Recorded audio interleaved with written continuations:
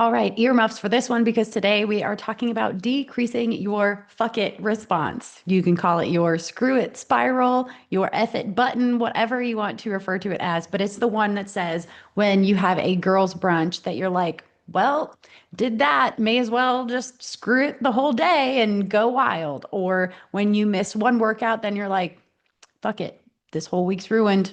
Guess I'll start back Monday. Or one glass of wine turns into, I guess I have to drink the whole bottle now. There is no shame in this. If this is you, know that this is what goes on in my head quite frequently. And know that it is not a lack of intelligence. You know that this is happening.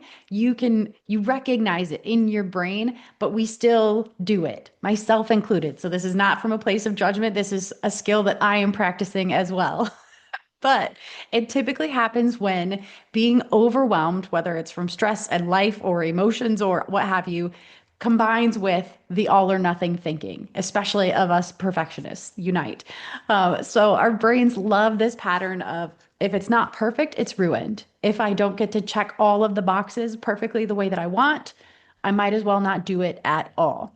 And it makes you 100% human. This is a totally normal response. However, we need to, and again, I'm including myself in this, we need to work on our emotional maturity and resiliency in this context of our health because all of that screw it, all or nothing, all of that spiral thinking is not doing anything to help us. So we know that we're not going to be perfect. Our rational brains know that. And we know that we will mess up. We know that we will not be able to have this monk-like discipline. That's not reality, but our brains still take us there. Our brains still do this to us. So instead of trying to do all of that, we need to think of it more as staying steady after the imperfections, like course correcting. It's what I've talked about the last couple episodes, but tolerating that discomfort of maybe not being able to check a box, but getting right back on track. That course correction is going to be a huge skill. And I hope that with me, you are going to develop it in 2026.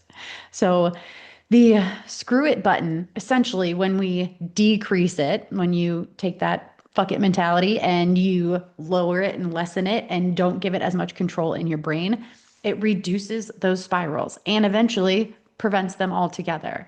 It actually preserves your progress that you've made, all of that hard work that you've put in, that discipline, those building those habits, and it protects the relationship that you have with yourself because that screw it moment is one more time that your self trust gets broken. Whereas if you convince yourself not to screw it, then you're building that self trust. And the best part, in my opinion, is that it makes everything health related. It makes it simpler and less dramatic. Doesn't have to be this huge theatrical show or thing that plays out in our minds anyways. Most of the women that I work with, they don't fail because of one choice. They fail because that one choice turns into 15 in a string of weeks or months or years. It's not because of one thing. And so here are some practical ways to shrink your fuck it response. Number one, expect the imperfections. And for us perfectionists, this is hard. I get it. We are not going to be perfect though. So expect it to be messy. Expect us to miss. And then we will be less reactive when it happens. And then use neutral language. This one I talked about in my episode on course correcting, where instead of catastrophizing and say, I ruined everything, I blew it, you just say, that wasn't my best choice. And then you can actually think about it rationally and figure out what's your next best step. And along those same lines, you can make your next decision a boring one. So you don't have to have this big dramatic fix. All you have to do is go for a walk or drink a glass of water, get right back on your normal plan without the drama, without punishing yourself, just the next thing that's on your plan. Additionally, we can build in these small wins and you have to actually acknowledge them too. But when you go for that walk, when you drink that water, when you nail your protein at the next meal, acknowledge that, yeah, I did that. I did that right. That was my next best step and I am still on track. That little bit of a win as a reminder that, yep, still doing the thing, still winning.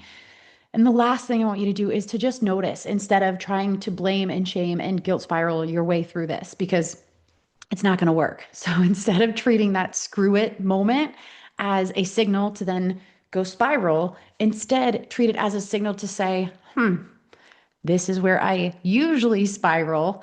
What can I do differently? And that awareness by itself of just saying, oh, this is typically when that happens, can typically not have the spiral happen at all. You can eliminate it just by calling it out and pointing it out to your brain.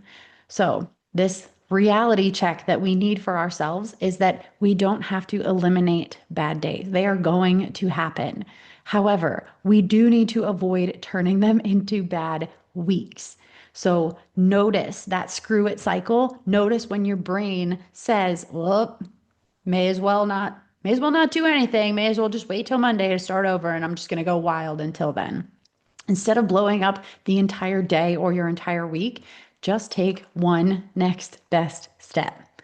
So shrink your screw it response, your entire health journey, lifestyle, all of it gets so much easier and simpler and more sustainable when that happens. You didn't mess up your plan. You didn't blow it up. This is not a character flaw. Just do the next best step. That's today's daily bit of fit. Take it and run or walk or stretch. Just go move. That's it for today's daily bit of fit. I'm Coach Mack from Running with Bacon, reminding you that small steps really do add up. Make sure to follow or subscribe so you never miss a bit. And if today's episode hit home, send it to a friend who might need it too. And if you ever want a quick pep talk tailored just for you, DM me on Instagram because I'm always happy to send some encouragement your way. You can find more support and my health coaching resources at runningwithbacon.com or come hang with me on Instagram for some healthy fun. Until next time, keep taking those small steps because you don't need a perfect plan, just a consistent one.